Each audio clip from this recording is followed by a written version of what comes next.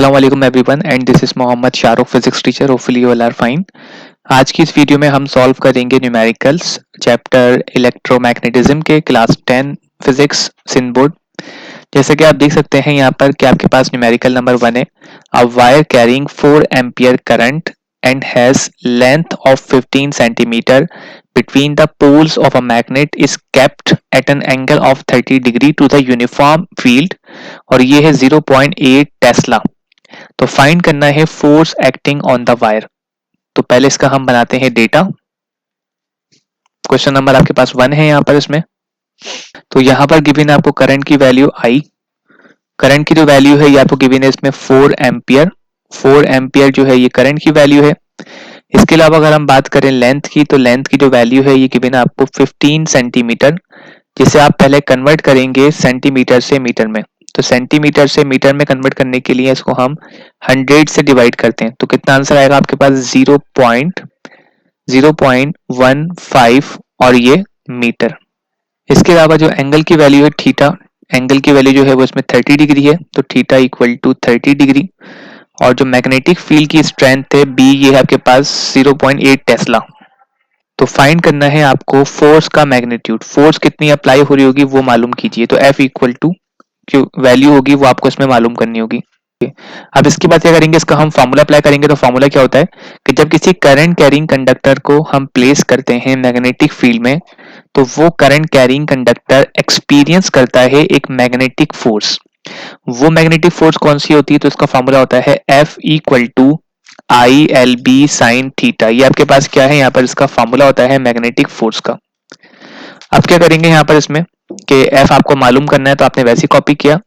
आप I की जगह इसमें I की वैल्यू लिखेंगे 4, L की जगह L की वैल्यू जो कि 0.15 है, B की जगह आप B की वैल्यू लिखेंगे 0.8 और साइन थीटा की जगह थीटा की वैल्यू जो कि 30 डिग्री है यहाँ पर पुट कर देंगे। F इक्वल टू, अब क्या करेंगे, पहले तीनों नंबर्स को आपस में मल्टीप्लाई करेंगे। तीनों नंबर को मल्टीप्लाई करने के बाद जो इसका आंसर आएगा ये होगा 0.48। इसके बाद साइन 30 की वैल्यू लिखें तो साइन 30 की वैल्यू होती है 0.5।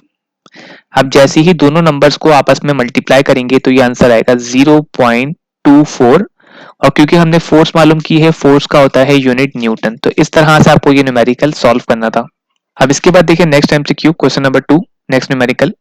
A square loop of wire side 2 centimeter carry 2 ampere current. A uniform magnetic field of magnitude 0.7 Tesla makes an angle of 30 degree with the plane of the loop. So what is the magnitude of torque on the loop? Torque मालूम करनी है। Side कितनी है, side की बात करें तो ये गिवन है आपको 2 सेंटीमीटर। नंबर 2 है यहाँ पर। और पहले हम इसका डेटा बनाएंगे। इसमें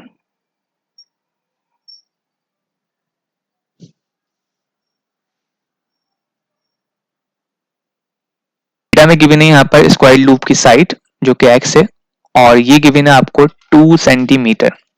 अब क्योंकि शेप जो है वो स्क्वायर है और स्क्वायर में तमाम साइड्स बराबर होती हैं, ये स्क्वायर की प्रॉपर्टी है। तो अगर हम इसका एरिया मालूम कर लें तो एरिया कितना हो जाएगा x स्क्वायर। अब 2 का अगर आप स्क्वायर करें तो 2 का जो स्क्वायर है वो आपके पास होता है 4 के बराबर, राइट। तो ये जगह 4 और फिर सेंटीमीटर स्क्वायर।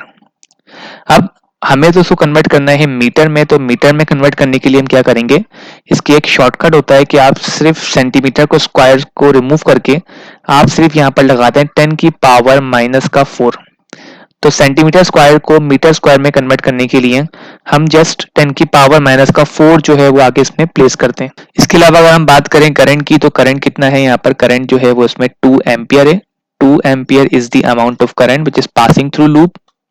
और इसके अलावा अगर हम मैग्नेटिक फील्ड की बात करें तो मैग्नेटिक फील्ड जो है ये 0.7 टेस्ला है। एंगल की बात करें, एंगल जो है इसको हम अल्फा कहते हैं या इसको थीटा भी कह सकते हैं। अल्फा जो है यहाँ पर इसकी वैल्यू इसमें 30 डिग्री है। तो कैलकुलेट करना है आपको इसमें टॉर्क की वैल्यू। तो टॉर्क की वैल्यू कितनी होगी वो मालूम कीजिए। तो ये आपके पास क्या है, गिवन डेटा है। अब इसके बाद इसमें इसका फॉर्मूला लाएंगे। तो टॉर्क का फॉर्मूला क्या होगा, अगर कोई current carrying coil torque experience करता है तो वो टॉर्क हम कैलकुलेट करते हैं। Torque equal to BINA cos alpha. इसको याद रखने की ट्रिक होती है बीना और ये कॉस अल्फा। टॉर्क आपको मालूम करना है, या आप ऐसे लिखेंगे। B की वैल्यू गिवन है 0.7 टेस्ला। आई की वैल्यू गिवन है आपको, आई जो है वो 2 एम्पियर गिवन था। एन, अब क्योंकि एन की वैल्यू गिवन नहीं है तो एन की जो वैल्यू है वो हम यहाँ पर 1 के बराबर लेंगे, यूनिटी क्योंकि एक लूप है तो एन की जगह 1 लिख देंगे। ए जो है, ए आपके पास एरिया है और उसकी हमने डेटा में वैल्यू लिखी है 4 10 की पावर माइनस का 4। फिर कॉस लिखेंगे यहाँ पर और अल्फा कितना है 30 डिग्री। अब क्या करेंगे कि इन तमाम नंबर्स को पहले आपस में आप मल्टीप्लाई करेंगे, तो मल्टीप्लाई करके देखते हैं क्या वैल्यू है 5.6। तो 5.6 और मल्टीप्लाई 10 की पावर माइनस का 4 जो है ये वैसे ही कॉपी कर देंगे। फिर cos 30 की वैल्यू मालूम करेंगे। cos 30 की वैल्यू की बात करें तो cos 30 होता है 0.866। अब इन तमाम वैल्यूज को आपस में मल्टीप्लाई कर देंगे। जैसे ही तमाम वैल्यूज को मल्टीप्लाई करेंगे तो मल्टीप्लाई करने के बाद वैल्यू होगी 4.84 और 10 की जो पावर है उसको हम वैसे ही कॉपी कर देंगे। तो इस तरह से आपको टॉर्क की वैल्यू मालूम करनी थी। अब क्योंकि हमने टॉर्क मालूम की है, टॉर्क का जो यूनिट है ये होता है न्यूटन मीटर। तो इस तरह से जो है ये इसका इसमें आंसर है।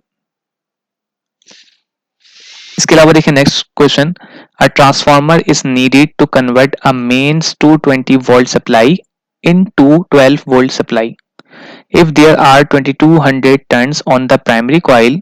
तो फाइंड करना है number of turns secondary coil पर। तो इसका पहले हम डेटा बनाते हैं। मेन वोल्टेज जो है वो कितने हैं 220 वोल्ट। तो क्वेश्चन नंबर जो है आपके पास 3 है यहाँ पर, क्वेश्चन नंबर 3।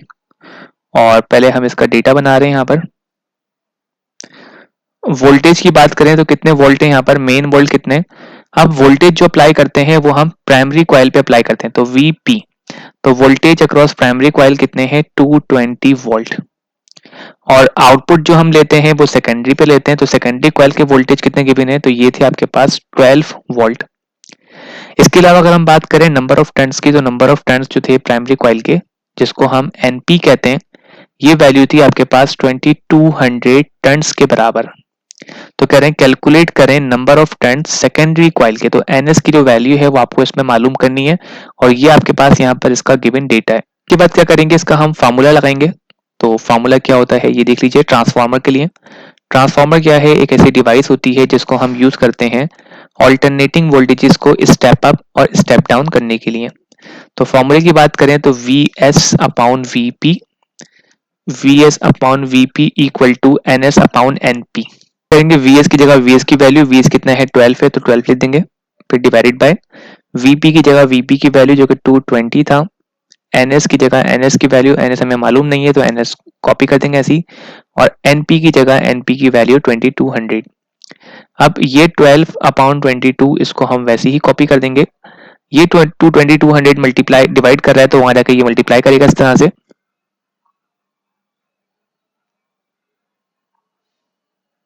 जैसे इसको सॉल्व करेंगे तो सॉल्व करने के बाद जो इसमें नंबर ऑफ टर्न्स की वैल्यू होगी वो होगी 120। तो इस तरह से नंबर ऑफ टर्न्स जो हमने मालूम किए हैं ये आपके पास कितनी वैल्यू के हैं 120 टर्न्स। तो सेकेंडरी कॉइल के जो नंबर ऑफ टर्न्स हमें आएंगे ये आएंगे 120 टर्न्स। तो इस तरह से आपको ये क्वेश्चन जो है सॉल्व करना था।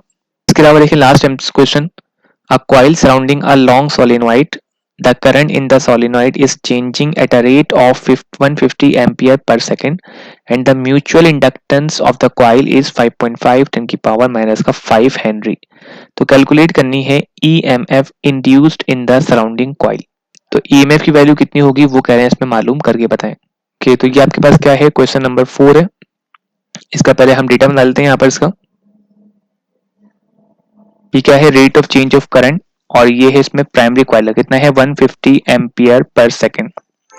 इसके अलावा अगर हम बात करें म्यूचुअल इंडक्टेंस की, तो M की जो वैल्यू है ये आपके पास गिवन है इसमें 5.5 10 की पावर माइनस का 5 हेनरी। ये क्या है, इसमें म्यूचुअल इंडक्टेंस की वैल्यू है।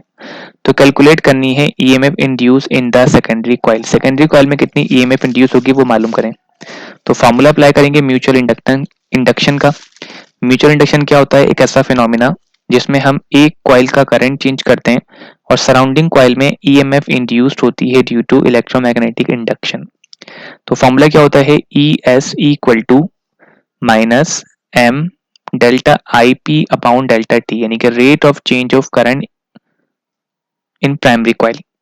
अब सेकेंडरी कॉइल की EMF आपको मालूम करनी है तो ES वैसे लिखेंगे, माइनस M की वैल्यू 5.5 10 की पावर माइनस का 5 थी तो आपने यहाँ पर इसकी वैल्यू पुट कर दी।